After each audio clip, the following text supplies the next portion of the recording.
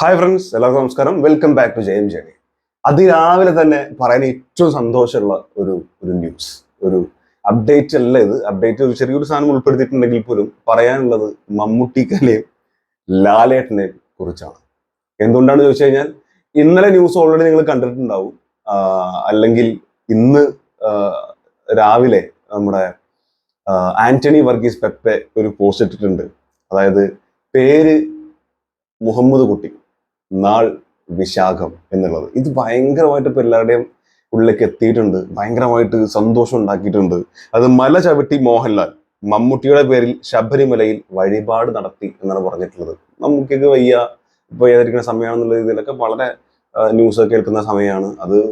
പല ആളുകളും ഒഫീഷ്യലി തന്നെ അവര് മറ്റ് അസുഖങ്ങൾ മറുനാടൻ മലയാളിയൊക്കെ പറഞ്ഞിരുന്ന പല സംഭവങ്ങളെയും തള്ളിയിട്ടുണ്ട് ഒഫീഷ്യലി തന്നെ. അപ്പൊ അതൊന്നും അല്ലാതെ തന്നെ പുള്ളി ഒന്ന് റെസ്റ്റ് എടുക്കുകയും കാലാവസ്ഥ കാരണം ഉണ്ടായിട്ടുള്ള ചെറിയൊരു ഇതും അങ്ങനെയൊക്കെ നിൽക്കുന്ന സമയത്ത് എന്തൊരു മാത്രം ഒരു വലിയൊരു കാര്യമാണ് ചെയ്തിട്ടുള്ളതെന്നാണ് ആലോചിക്കുന്നത്. അതായത് ഈ മതം രാഷ്ട്രീയം ഒക്കെ വരുന്ന സമയത്ത് അതുവരെ തോളിൽ കൈയിട്ട് നടന്നിരുന്ന നമ്മുടെ സ്വന്തം കൂട്ടുകാരനെ വരെ തള്ളി പറയുന്ന അവൻ വരെ നമുക്ക് ശത്രുവായി മാറുന്ന ഈ ഒരു കാലത്ത് ഇവരുടെ ഒരു ബോണ്ട് എത്രമാത്രം സ്ട്രോങ് ആണെന്ന് ആലോചിക്കുമ്പോൾ ഭയങ്കര ഒരു സന്തോഷം. ആസ് എ മലയാളി അത് ഭയങ്കര സന്തോഷമുണ്ട്. കാരണം ലാലേട്ടൻ ശബരിമലയിലെത്തി മമ്മൂട്ടിക്ക് വേണ്ടി വഴിപാട് നടത്തുകയും അതിന്റെ ഒരു സംഭവം കൂടെ വന്നിട്ടുണ്ട്. അത് വന്നിട്ടില്ല മാതൃഭൂമി ന്യൂസിലൊക്കെ അത് കറക്റ്റ് ആയിട്ട് വന്നിട്ടുണ്ട്. അതായത് തിരുവിതാംകൂർ ദേവസ്വം ബോർഡ് എന്നൊക്കെ പറഞ്ഞാൽ കറക്റ്റ് ആ ഒരു റെസിപ്റ്റും കാര്യങ്ങളൊക്കെ അവിടെ കൊടുത്തിട്ടുണ്ട്. മുഹമ്മദ് കുട്ടി വിശാഖം എന്ന് എഴുതിയിട്ട് ഏതോ 1500 എന്തോ എഴുതിയിട്ടുണ്ട്.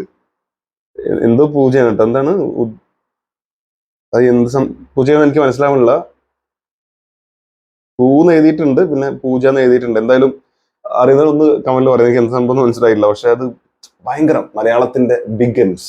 ഇവരെ ഏറ്റവും പ്രധാനമായിട്ട് പറയാനുള്ളത്, കാരണം മമ്മൂക്ക ലാലേട്ടന്റെയും കാര്യങ്ങൾ വന്നു കഴിഞ്ഞാൽ മതത്തിന്റെ പേരിൽ വരെ, അതായത് ഒരു വിഭാഗം വന്നിട്ട് പേര് നോക്കി മതത്തിന്റെ ആളുകൾ വന്നിട്ട് വരെ അങ്ങോട്ടും ഇങ്ങോട്ടും ഭയങ്കര എന്താ പറയാ, അത്ര മോശമായിട്ടുള്ള, അത്ര കടുത്ത, അത്ര തീവ്രവാദപരമായിട്ടുള്ള കമന്റുകൾ വരെ കാണാൻ പറ്റും. നമ്മളൊരു വീഡിയോ ഇട്ടാൽ പോലും ആ പേരിൽ വരെ പറയാ. ഇനി ഏതെങ്കിലും ഒരാൾ മമ്മൂക്കനെ വന്നിട്ട് നല്ല രീതിയിൽ പറഞ്ഞാൽ അവരെ ചുടാപ്പിയാക്കുക, ഏതെങ്കിലും ഒരാള് ലാലേട്ടനെ കുറിച്ച് നല്ലത് പറഞ്ഞാൽ അയാളെ സംഖ്യയാക്കുക, ഇങ്ങനെയൊക്കെ ഭയങ്കരമായിട്ടുള്ള അവസ്ഥ നടന്നുകൊണ്ടിരിക്കുമ്പോഴും അവരുടെ ഒരു ബോണ്ട് എന്താണെന്നാണ്, അത് ഭയങ്കരമാണ്. അതിന്റെ താഴെ, അതായത് ഇന്ന് വർഗീസ് പെപ്പെ, നമ്മുടെ ആന്റണി വർഗീസ് പെപ്പെ ഇട്ടിട്ടുള്ള പോസ്റ്റിന്റെ താഴെ വന്നിട്ടുള്ള കുറച്ച് കമന്റുകളുണ്ട്. നല്ല രസമായിട്ടുള്ള 8 കമന്റ്. അത് ജസ്റ്റ് ഒന്ന് പറഞ്ഞു പോവുകയാണ്. അതായത് ഒന്നിങ്ങനെയാണ്: പേര് മുഹമ്മദ് കുട്ടി, നാള് വിശാഖം, പോസ്റ്റ് ഇട്ടത് ആന്റണി വർഗീസ്. ഇതാണ് നമ്മുടെ കേരളം. വായിക്കുന്നതിന് കിട്ടുന്ന ഒരു സന്തോഷേ അടുത്ത്. പിന്നല്ലാതെ രണ്ടാളും കൂടെ മലയാളം സിനിമ ഇൻഡസ്ട്രിയിൽ ഉണ്ടാക്കിയോളം ചെറുതൊന്നുമല്ല. അതുപോലെ ലാലേട്ടൻ ഇല്ലെങ്കിൽ മമ്മൂക്കയില്ല, മമ്മൂക്ക ഇല്ലെങ്കിൽ ലാലേട്ടനും ഇല്ല. രണ്ടുപേരെയും നമുക്ക് വേണം. ഫാൻസിൽ മതം നോക്കി ഇഷ്ടപ്പെടുന്ന വിഷവിത്തുകൾ ഉണ്ടെന്നേ ഉള്ളൂ. കറക്റ്റ്, ഇതാണ് ഞാൻ നേരത്തെ പറഞ്ഞത്. അവർക്ക് രണ്ടുപേർക്കും യാതൊരു കുഴപ്പമില്ല. ഫാൻസിൽ ഇങ്ങനത്തെ വിഷവിത്തുകൾ ഉണ്ടെന്നാണ്, ശരിക്കും ആ വേർഡാണ് കറക്റ്റ്. വിഷവിത്തുകളുണ്ട്, പക്ഷെ അവർക്ക് തമ്മിൽ ഒരു പ്രശ്നമില്ല. ഇനി മിക്ക അമ്പലങ്ങളിൽ കിട്ടാൻ പോകുന്ന വഴിപാട് മുഹമ്മദ് കുട്ടി, നാൾ വിശാഖം. മേ ബി അത് സത്യമായിരിക്കും.